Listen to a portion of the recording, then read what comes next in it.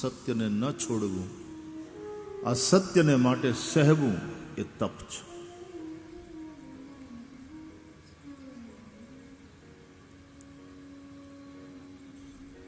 જનસાધારણ ધર્મનું પાલન કરતા જેમ હરિશ્ચંદ્રને સહેવું પડ્યું, સાક્ષાત ધર્મની મૂર્તિ કહેવાયા જે શ્રી રામ, એણે સત્યને માટે જે સહ્યું, અનેકાનેક સંતો મહાપુરુષોએ સત્યને માટે જે કષ્ટ સહન કર્યા પણ સત્યને ન છોડ્યું, ધર્મને ન છોડ્યો, એ તપ. આ તપ રૂપે ભગવાન જ તમારા જીવનમાં સાક્ષાત છે.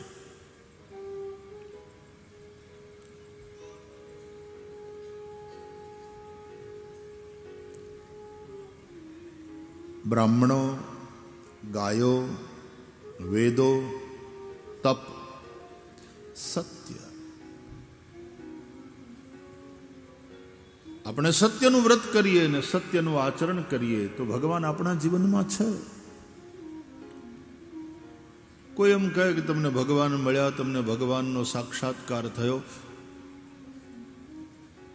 તમે જો સત્યને અપનાવ્યું, તમે સત્ય અનુસાર જીવન જીવો છો તો તમને ભગવાન મળ્યા છે, તમારા જીવનમાં ભગવાન છે.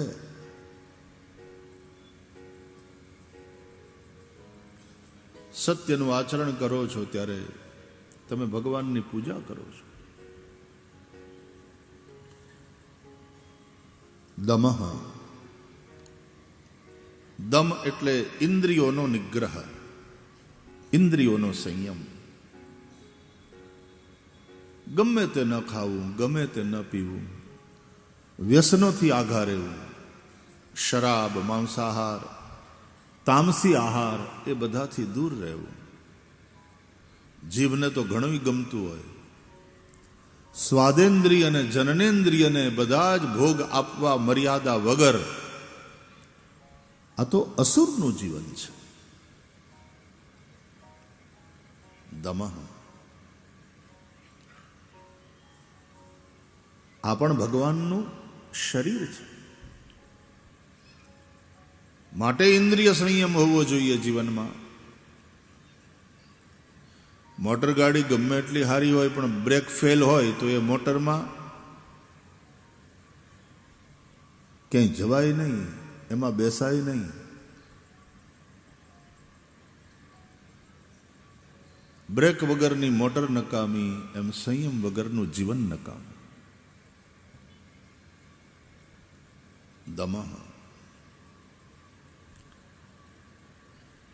શમઃ, ઇન્દ્રિયોનો સંયમ તો શક્ય બનશે જો મનનો સંયમ હશે. શમ એટલે મનનો સંયમ. નહીં તો ઘણી વાર એ થાય કે ઇન્દ્રિયોને આપણે વિષયો તરફ જતા રોકીએ પણ મનને રોકીએ નહીં. મન વિષયોનું ચિંતન કરે.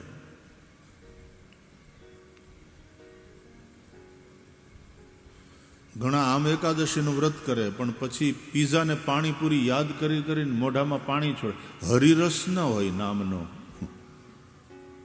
પીઝા ને પાણીપુરીને યાદ કરીને મોઢામાં પાણી છૂટે, ઈ રસ હોય.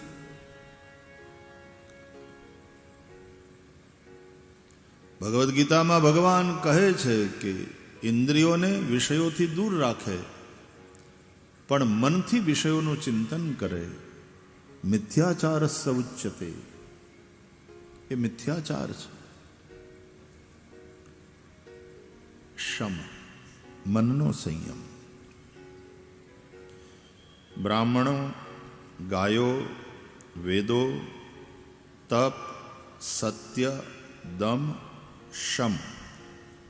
7. 8મું શ્રદ્ધા.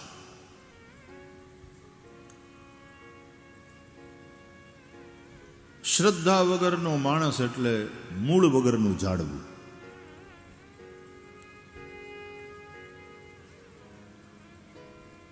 રવિ ભાણ સાહેબની ને એ બધી જે વાણી છે આપણી પ્રાચીન,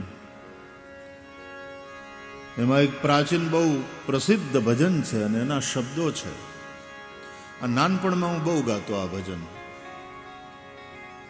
મારું પ્રિય હતું. આવું મૂળ રે વિનાનું કાયા જાડવું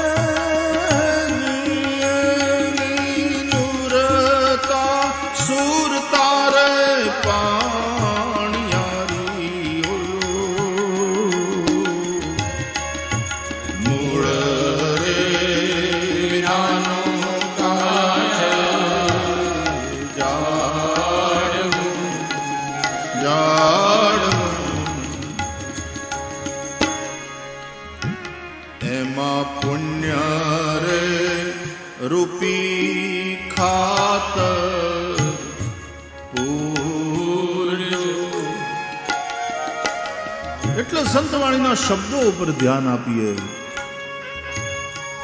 સંતવાણી તો સંતવાણી છે વાલા,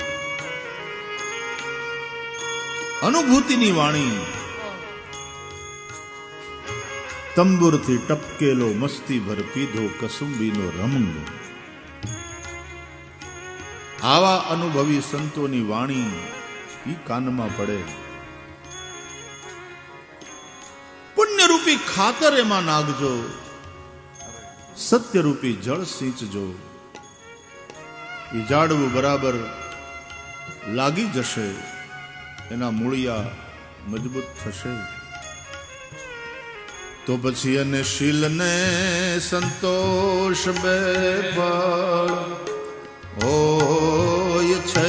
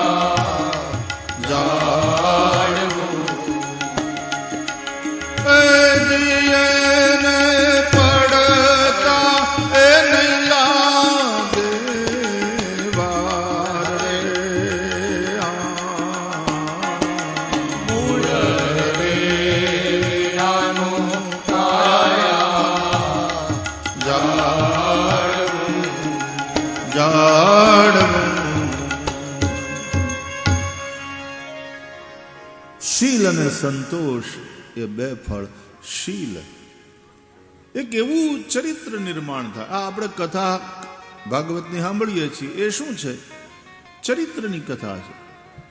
ભગવાનના ચરિત્રો, અવતાર ચરિત્રો, અને ભગવાનના ભક્તોના ચરિત્રો એટલે પ્રહલાદ